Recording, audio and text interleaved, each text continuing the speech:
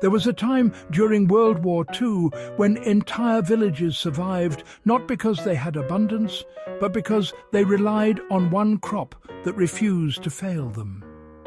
While supply lines collapsed and imported food disappeared, this crop stayed in the ground, quietly doing its job.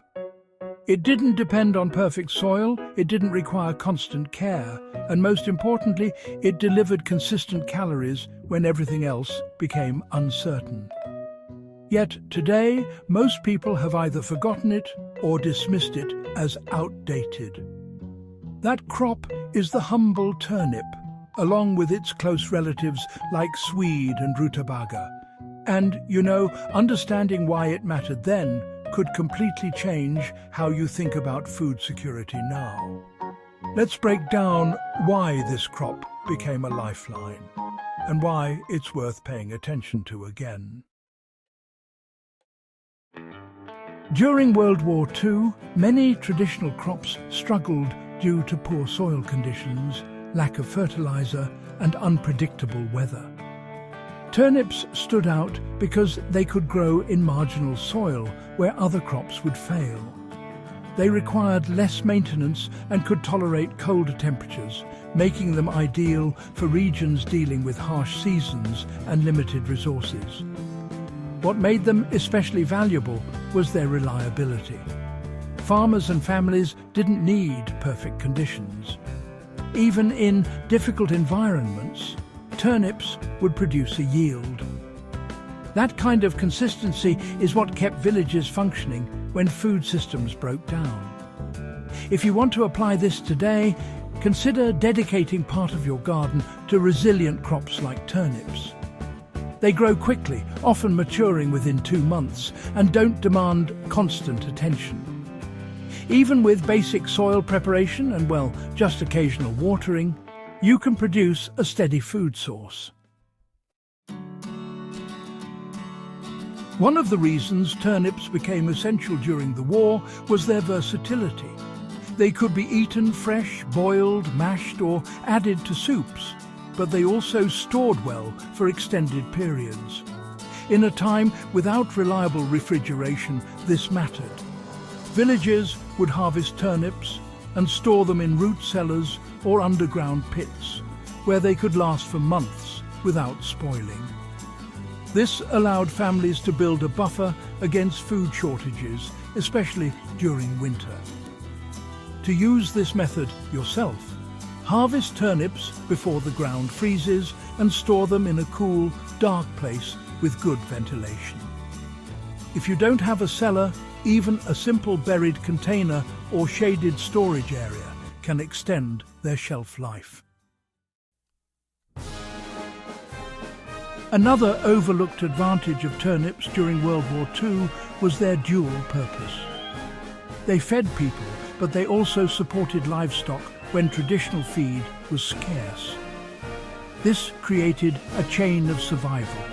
Animals stayed alive, which meant continued access to milk, manure, for fertilizer, and, in some cases, meat. This kind of efficiency is rarely prioritized today, but it was critical back then. Every resource had to serve multiple functions. If you're thinking in terms of long-term resilience, consider how your food choices can serve more than one purpose. Crops like turnips can be used entirely. Roots for food, tops for greens, and excess for animal feed if needed. That flexibility increases your overall food security. Modern agriculture often depends on fertilizers, pesticides, and controlled environments.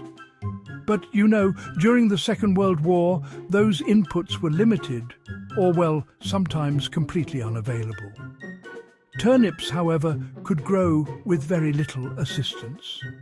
They didn't need heavy fertilization, and they were less vulnerable to certain pests compared to more delicate crops. This really made them accessible to ordinary people who had neither the tools nor the resources for intensive farming. You can replicate this by choosing low-maintenance crops and avoiding over-dependence on external inputs. Just start with basic soil preparation. Plant seeds directly and focus on consistency rather than perfection. The goal is to create a system that works even when conditions are not ideal. After the war, food systems changed rapidly. Supermarkets expanded, global trade increased, and folks gained access to a wider variety of foods all year round. Crops like turnips, which were associated with hardship, began to disappear from everyday diets. They were replaced by foods that were easier to cook, more visually appealing, or simply seen as more desirable. Over time, the practical value of these crops was, well, overshadowed by convenience and preference. This shift is important because it shows just how quickly useful knowledge can be lost when it's no longer needed on the surface. But, you know, the conditions that made turnips valuable haven't disappeared. They've just become less visible.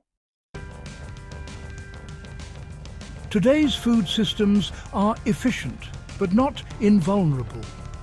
Disruptions can happen for many reasons, and when they do, access to reliable, simple food becomes absolutely critical.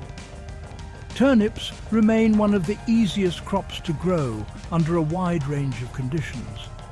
They provide calories, nutrients, and storage potential without requiring advanced tools or expertise. If you're serious about applying this knowledge, just start by planting a small batch. Monitor how they grow in your environment. Learn how to cook them in different ways so they become part of your regular diet. The more familiar you are with them, the more valuable they become in a real situation. Turnips are just one example of a larger principle. WWII survival wasn't about finding perfect solutions, it was about using what worked consistently and efficiently.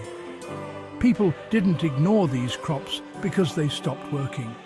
They moved away from them because, well, they no longer had to rely on them. But when systems are tested again, the same principles will apply. Resilience comes from simplicity, adaptability, and the ability to produce food under less than ideal conditions. That's what kept villages alive then, and it's what will matter if similar challenges arise again.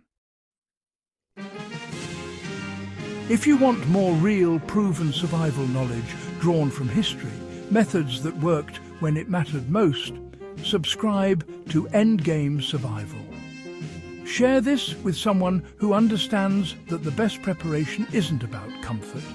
It's about knowing what actually works.